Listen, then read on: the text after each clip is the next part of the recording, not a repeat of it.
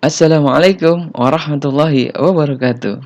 Halo semuanya, jumpa lagi dengan Pak Kahfi di video pembelajaran matematika. Di video kali ini yang akan kita bahas yaitu materi matematika tentang koordinat kartesius. Kenapa kita harus belajar koordinat kartesius? Silakan simak tayangan berikut. Ini merupakan bumi yang kita pijak. Nah, posisi kita di bumi ada di sebelah mana? Nah, di video ini Pak Kapi akan menunjukkan di mana letak atau posisi dari monumen nasional. Nah, kalau di bumi sendiri, kalau dari kejauhan, ini posisi kita ada di sini nih, di monumen nasional ada di sini. Nah, kira-kira ada di wilayah mana? Mari kita lihat. Monumen nasional kalau dalam bumi ini ada di wilayah Asia, tepatnya di Indonesia. Ketika di Indonesia, dia ada di pulau apa nih ya? Ini merupakan Pulau Jawa, ini Pulau Sumatera, ini Kalimantan, ini Sulawesi ya. Ini ada Bali. Monumen nasional ini ada di Pulau Jawa, tepatnya di DKI Jakarta. Nah, mari kita lihat, kita perbesar lagi.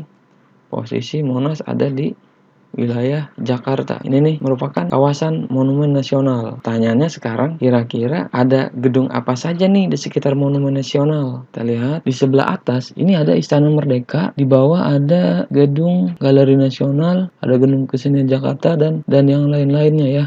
Kalian mungkin pernah dengar istilah arah mata angin. Ada barat, utara, timur, selatan. Apakah kalian tahu di mana arah utara, di mana arah timur, di mana arah selatan, dan di mana arah barat? Dengan mengetahui arah mata angin, maka kalian bisa menentukan di sebelah barat monumen nasional ada gedung apa saja, begitupun dengan utara, timur, dan selatan ada gedung apa saja. Untuk memahami materi titik pada koordinat kartesius, silakan kalian tonton sampai habis video berikut ini.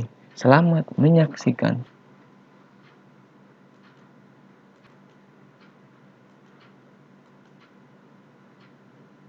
Gimana teman-teman tadi videonya ya? Berasa kita lagi di pesawat luar angkasa ya. Kita bisa melihat Monas dari kejauhan. Nah, Monas sendiri memiliki posisi di bumi ya. Itu kita belajar tentang namanya koordinat kartesius, yaitu posisi titik dalam bidang koordinat kartesius. Jadi, Monas tadi disebut sebagai posisi titik.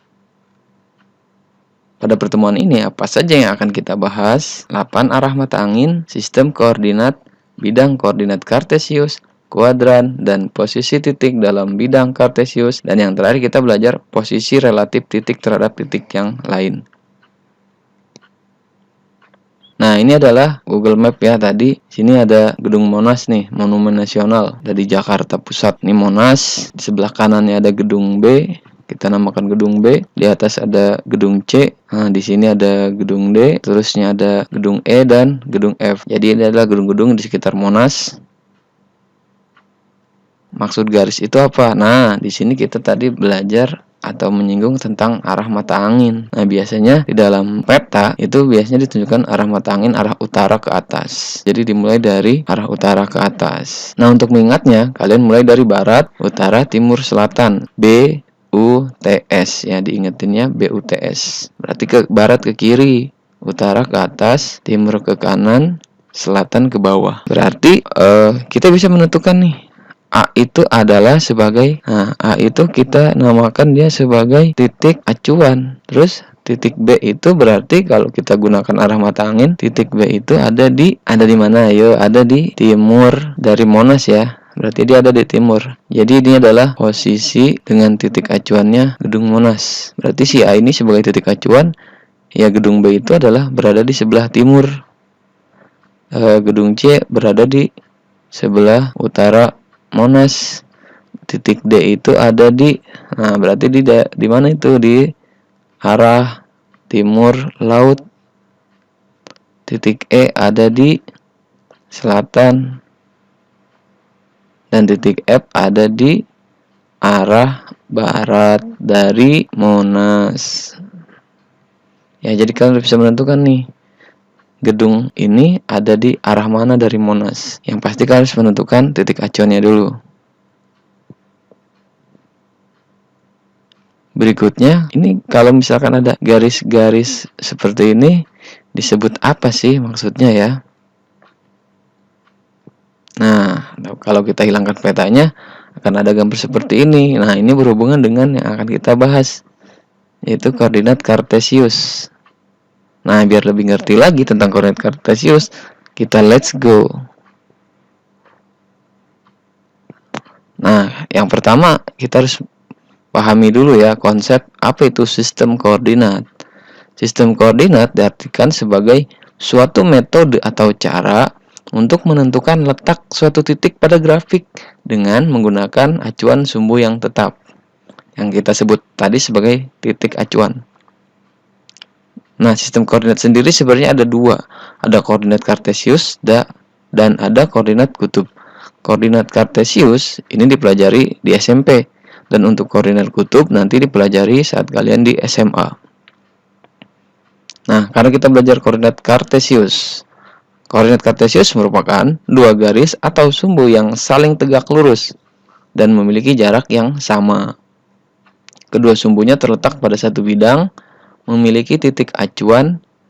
Sumbu horizontal atau mendatar ini disebut sebagai sumbu X atau namanya absis.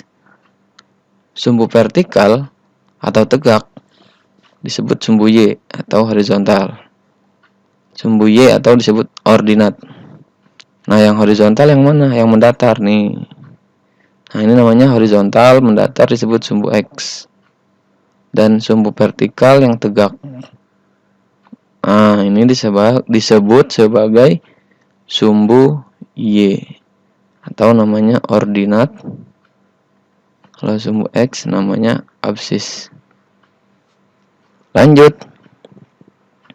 Nah, ini koordinat kartesius biasanya seperti ini ya.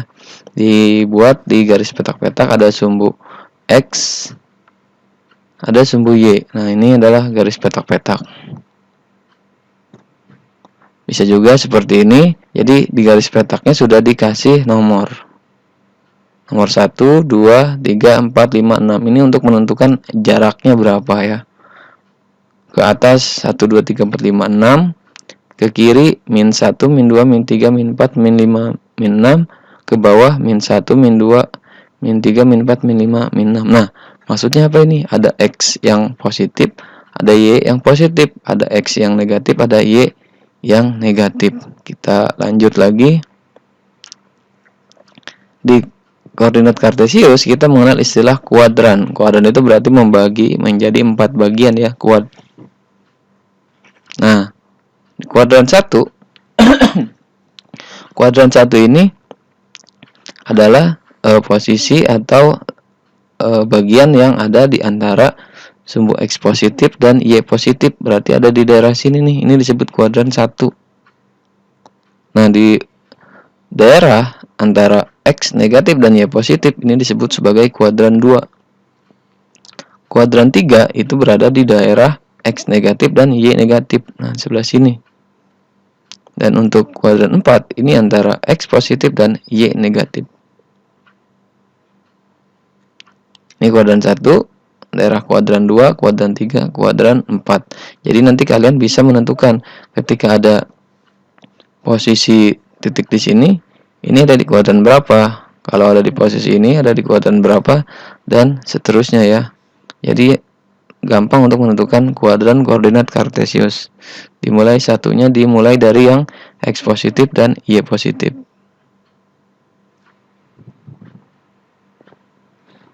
Posisi titik dalam bidang kartesius.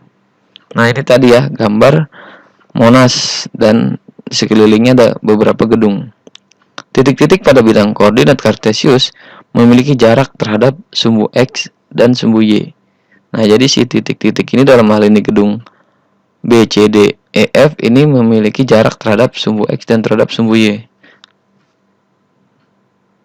Coba sekarang amati posisi titik A, B, C, D, E, F terhadap sumbu X dan sumbu Y. Lalu tentukan koordinat titik-titik tersebut. Jadi pertama kita cari jaraknya terhadap sumbu X dan terhadap sumbu Y. Berikutnya tentukan koordinatnya ya.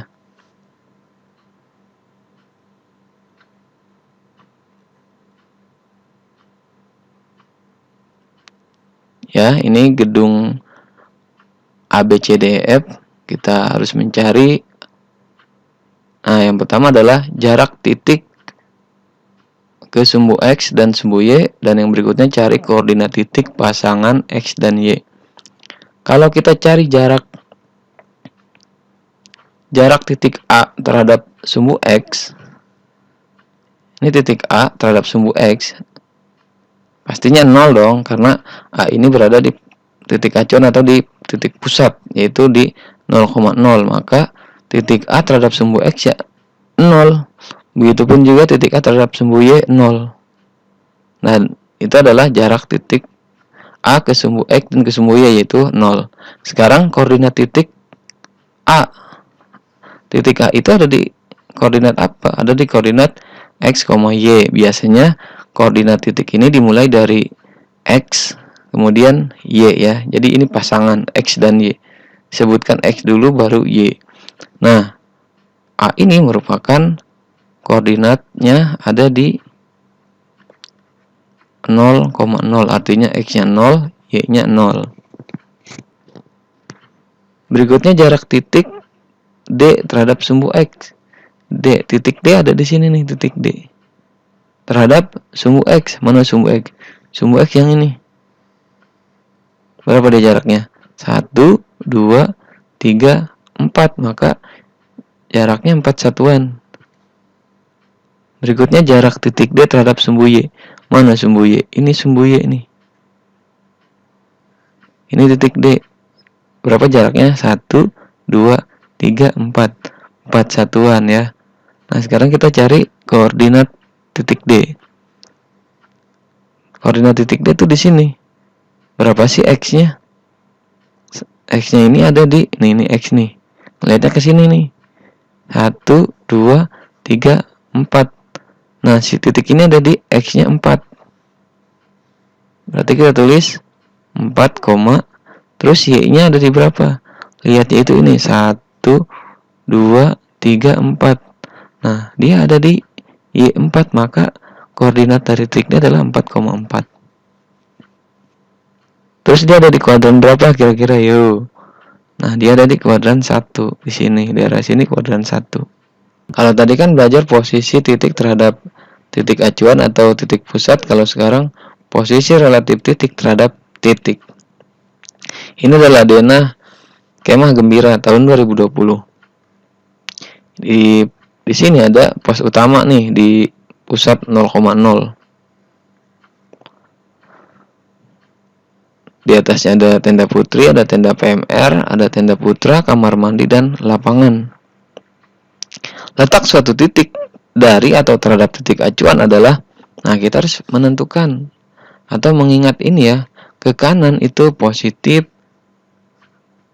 ke kiri negatif, ke atas positif, dan ke bawah negatif. Pertanyaannya adalah, tentukan posisi tenda putri, tenda putra, dan tenda PMR, kamar mandi, lapangan terhadap pos utama. Di sini adalah titik acuannya pos utama. Yang ditanya tentukan posisi tenda putri. Tenda putri terhadap pos utama atau pusat 0,0.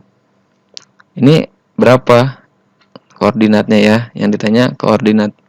Berarti X, Y-nya. X-nya berapa? Tenda putri ini tidak ada di garis X atau X-nya 0.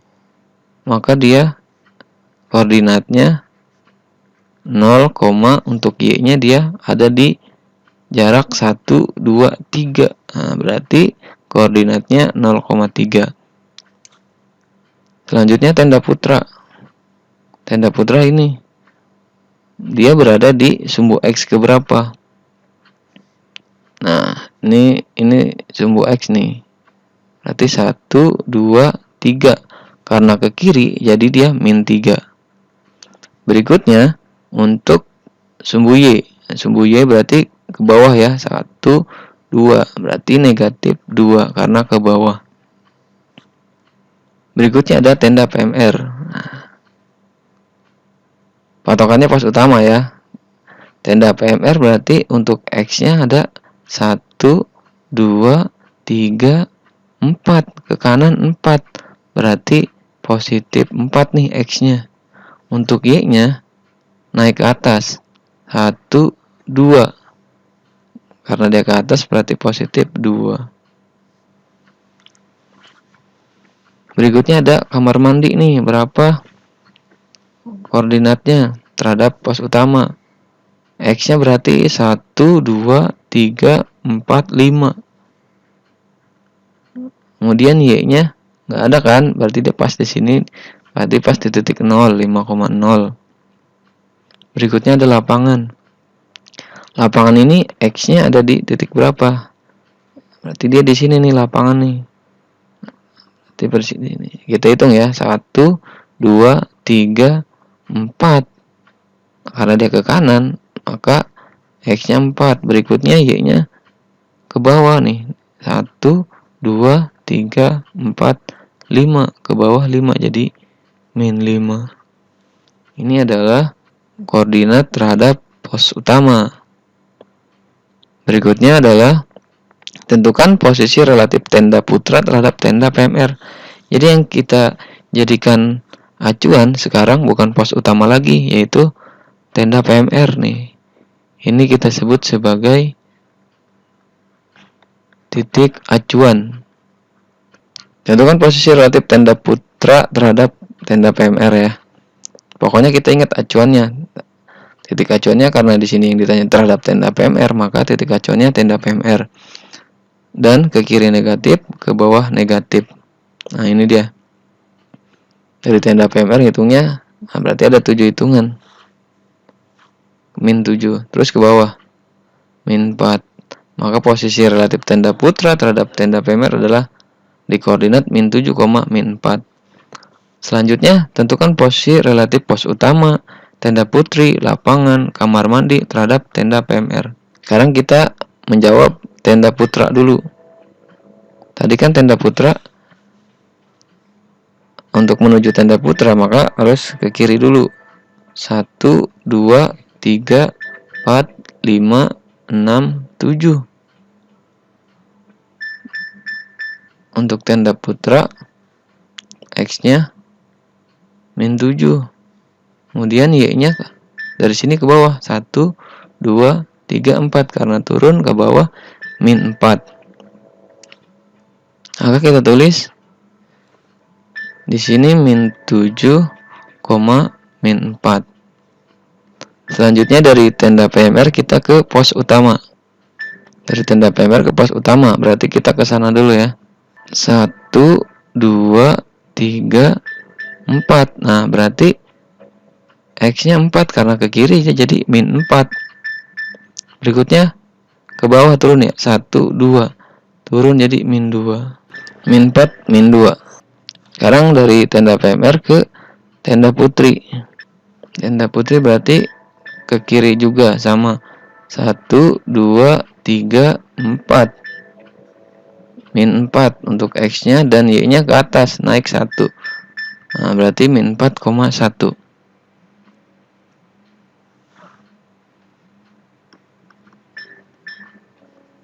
Sekarang dari tenda PMR ke lapangan.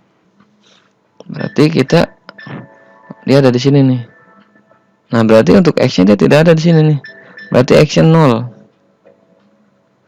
Tinggal Y-nya nih, turun 1, 2, 3, 4, 5, 6, 7. Nah, 0,-7 untuk lapangan.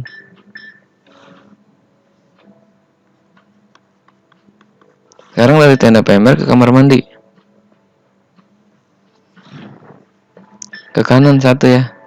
Berarti X-nya 1 untuk Y-nya tuh 2. Turun ke bawah jadi Y-nya min 2. 1, min 2. Nah, ini untuk latihan mandiri. Tentukan posisi titik A, B, C, D, F terhadap pusat koordinat di 0,0. Di sini 0,0.